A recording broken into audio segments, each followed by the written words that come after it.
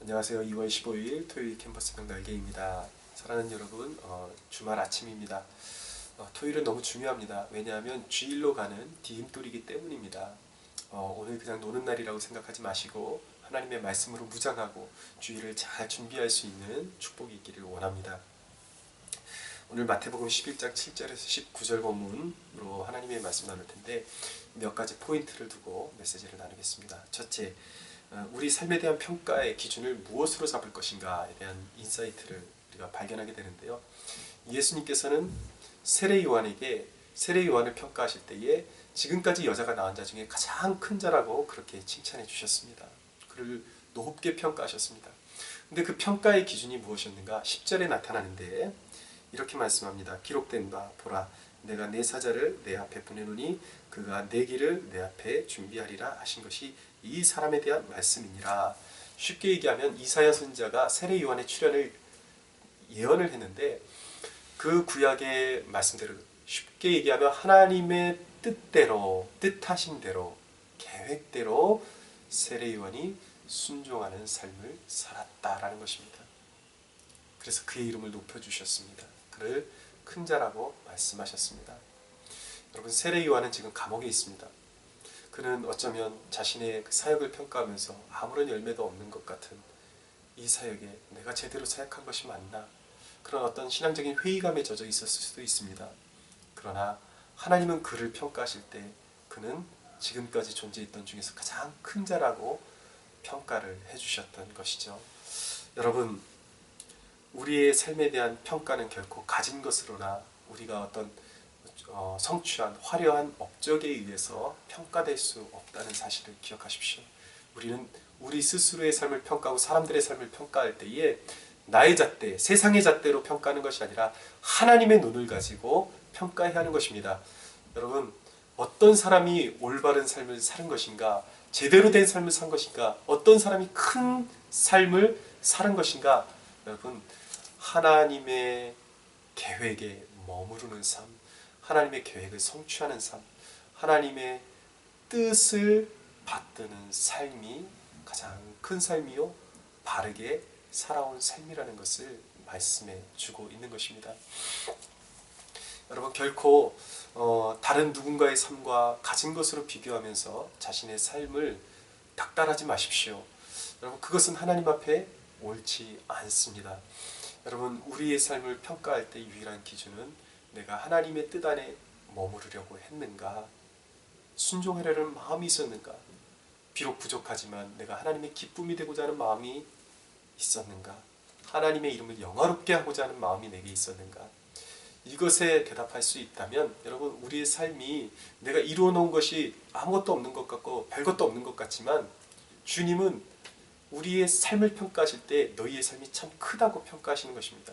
그뿐만이 아니라 여러분, 이제 은혜의 시대, 예수님께서 모든 언약을 성취한 이 시대에는 이제 천국으로 들어가는 자마다 세례 요한보다 훨씬 더 큰 자라고 인정해 주신다고 말씀하고 있습니다. 우리가 그런 축복을 받은 사람들입니다.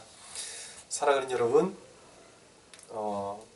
우리의 눈에 보이는 것들로 우리의 삶을, 내가 살아온 삶을 평가하지 마시고 그렇다고 여러분 이것을 무조건 나 잘 살아왔어 이렇게 평가하는 것도 옳진 않겠죠. 냉정하게 한번 판단해 보십시오. 나는 정말 하나님의 기쁨이 되고자 삶을 살아왔는가? 나는 정말 주님 앞에 섰을 때에 너는 정말 큰 사람으로서 정말 칭찬받을 사람으로 살아왔구나, 그렇게 나에게 말씀해 주실지, 아니면 너는 왜 너의 욕망을 위해서만, 너의 야망을 위해서만 살아왔니라고 말씀하실지 스스로에게 한번 질문을 던져보시기 바랍니다. 두 번째 메시지는 우리 스스로에게 또 이런 질문을 한번 던져보았으면 좋겠습니다. 나는 천국에 합당한 체형을 가졌는가? 오늘 12절 본문에 이런 말씀이 나옵니다. 세례 요한의 때로부터 지금까지 천국은 침노를 당하나니 침노하는 자는 빼앗느니라 라고 말씀하고 있습니다. 저는 이 말씀을 읽을 때에 어떤 장면이 묵상이 되냐면, 떠오르냐면 올림픽 선수가 떠오릅니다. 이제 올림픽의 메달을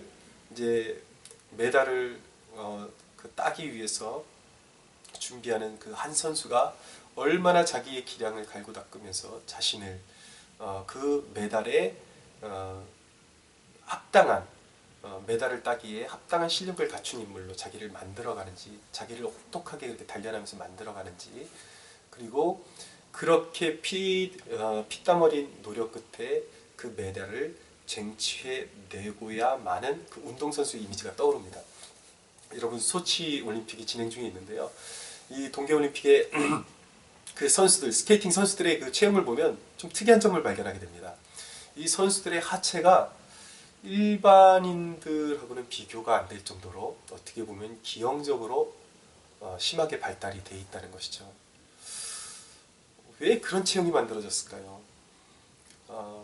동계올림픽에서 메달을 따기 위해서 정말 죽기 살기로 자기의 삶을 헌신하고 연습을 해왔기 때문에 그 연습을 통해서 그 종목에 맞는, 그리고 그 메달을 따기에 적합한 몸매가 형성이 된 것입니다. 쉽게 얘기하면은 그 분야에 확실한 메달을 목표로 삼고 있기 때문에 그 메달을 따기에 합당한 몸매가 형성이 되었다는 것이죠. 여러분, 여러분, 천국의 삶이라는 것은 이 땅에서 이미 시작된 것입니다. 우리가 지금 사는 이 삶을 통해서 우리의 천국의 삶도 여러분 영향을 받게 되어 있는 것입니다. 오늘 우리의 삶과 천국은 이어지는 것입니다. 여러분, 천국을 지향하는 삶을 살고 있습니까? 그 천국을 쟁취하기 위한 오늘 하루하루가 빚어져서 그 천국이 우리의 것이 된다는 것을 인식하고 있습니까? 너무나도 중요한 질문입니다.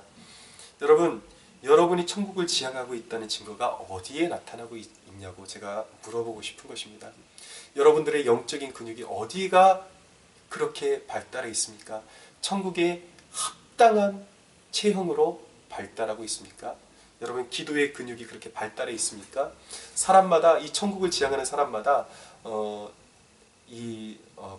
강조하는 것이 좀 다르게 나타나게 되어 있습니다. 어떤 사람은 정말 그 나라를 위해서 기도로 열정적으로 기도의 근육을 키우는 사람이 있고요.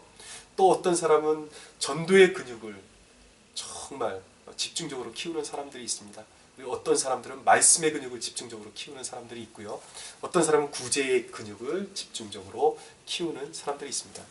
분명한 것은 무언가를 사모하면은 그것을 쟁취하기 위한 그러한 헌신이 삶으로, 그 열정이 삶으로 나타나게 된다는 것이죠.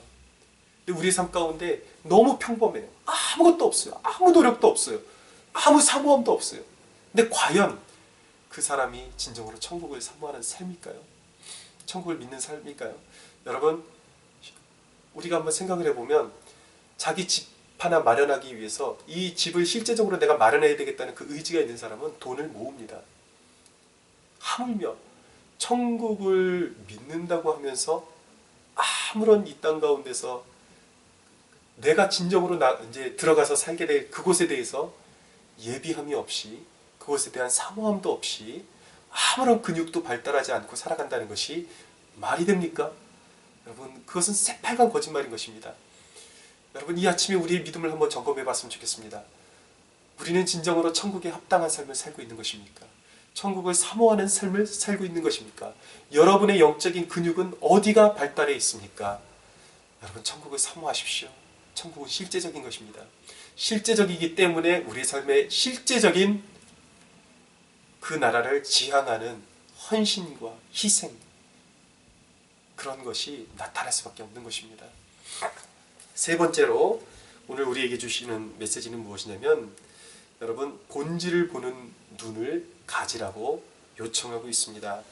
여러분, 16절 이하에 나오는 내용 너무나도 익히 잘 알려져 있죠. 아이들이 장터에 앉아 있는데 피리를 불어도 춤추지 않고 아무 반응이 없는 거예요. 요한이 나타나니까 사람들이 뭐라고 비난하냐면, 저 먹지도 않고 마시지도 않는 저 인간은 귀신 들린 사람이야. 예수님이 또 나타나니까 저 인간은 왜 저렇게 잘 먹는 거야? 왜 저렇게 잘 마시는 거야? 저 세속적인 인간. 누구를 하나님이 보내셔도 은혜 받지 않을 사람들은 그 사람들의 그런 편견으로만 사람을 바라볼 수밖에 없다는 것이죠. 저는 이 시대가 참 이상한 시대라고 그렇게 생각이 듭니다. 왜냐하면 정말 말도 안 되는 그 교리를 전파하는 어떤 그런 특정한 교회나 목회자들은 아무런 그런 뭐 이단이라는 제재도 받지도 않고 사람들의 지지를 받아가면서 막 성장하고 있습니다. 그런데 이상하게 진짜 열정을 가지고 사역하는 선교단체나 목회자나 그런 교회들은 이상하게 손가락질 당하고 그렇게 사람들한테 재단받고 있다는 것이죠. 너무나도 이상한 현상이라고 생각합니다.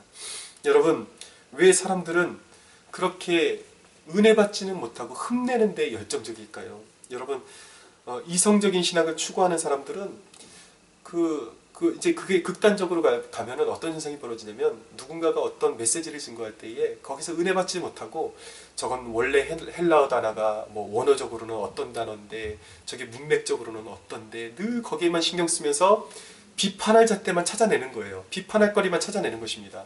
그리고 또 은사에 열려있는 사역자들에게는 그들은 기복주의라고 욕하고 또 은사가 뭐 신약시대에 멈췄느니 어쩌니 이러면서 또 그 은사를 잘 또 활용하는 사역자들에 대해서도 냉소적으로 반응하고 이래도 탈이고 저래도 탈이고 그러나 우리가 지금 우리가 지향해야 하고 회복해야 하는 신앙은 무엇이냐면 여러분 우리가 분별력은 반드시 있어야 됩니다. 세대가 그만큼 악하기 때문에. 그러나 분별력보다도 우리에게 필요한 것은 무엇이냐면 순수한 열정과 믿음인 것입니다. 여러분 만약에 여러분들이 누군가의 설교를 듣는데 그것이 은혜로 와닿지를 않고 습관적으로 저거는 은사주의자들이나 하는 말인데 저거는 헬라어 원어가 그런 뜻이 아닌데 여러분 이렇게 어디선가 주워 들은 것들을 계속 머릿속에 대비하면서 어떤 사역자의 설교를 평가하고 있다면 여러분들은 이미 중심이 기울어진 것입니다. 은혜의 자리를 벗어난 것입니다. 여러분 분별력은 있어야 합니다. 그것은 인정합니다. 그러나 진정한 분별력은 은혜를 진정으로 흡수하게 되어 있습니다. 그러면서 정말 아닌 것들은 그렇게 재단하지 않아도 다 느껴지게 되어 있습니다. 이건 잘못된 거다. 이거는 이단이구나. 이게 다 느껴지게 되어 있어요. 그런데 평소에 은혜의 포커스를 은혜 받는 데 맞추지 못하고 그렇게 비판적인 잣대로 갖다 대기만 하는 사람들이 있다는 것이죠. 여러분들 절대로 그런 사람이 돼서는 안 된다는 것입니다. 여러분들은 정말 은혜 받는 그 자리에 서 있습니까? 여러분 그 사람이 그 지성 중심의 사역자이든 은사를 중요시 여기는 사역자이든 그 사람들이 가리키는 손가락을 보십시오. 그 사람이 헬라어를 무엇을 선택했는지 그 사람이 병 고치는 은사가 있는지 없는지 그것이 성경적인지 이걸 따지기 전에 그 사람들이 올바로 구원의 메시지를 예수 그리스도를 보내신 하나님의 경륜을 그 손가락이 올바로 하나님을 향하고 있는지 예수님을 향하고 있는지 그 손가락을 보라는 것입니다. 그들이 지향하는 것을 보라는 것입니다. 여러분 오히려 지금 지식이 충만한 이 시대보다 목사님들이 잘 조직적으로 배우지 못했어도 과거에 이 나라 이 땅에서 선포된 메시지 헬라어 그렇게 들이대지 않고 그래도요 뭐 그게 문맥적으로 그렇니 저렇니 이러지 않아도 순수한 열정으로 복음을 전파하고 성도들이 그 순수한 열정으로 복음을 받아들였을 때 오히려 더 기도도 뜨겁고 전도도 열심히 했었다는 사실을 기억하십시오. 오히려 지금 이 땅이 우리가 누리고 있는 이 복음의 영광은 그들이 일궈 놓은 것입니다. 여러분 우리가 머리가 지나치게 분석적으로 발달하고 비판의 잣대로 기울기보다 우리가 이 신앙의 열정을 회복하고 본질을 바라보고 하나님의 영광을 나타내는데 우리의 전 삶을 드려야 할 줄 믿습니다. 사랑하는 여러분 오늘 우리의 치우친 균형을 다시 찾고 정말 천국을 지향하는 삶을 살아가게 되는 그런 축복이 있게 되기를 간절히 주 예수의 이름으로 축원합니다.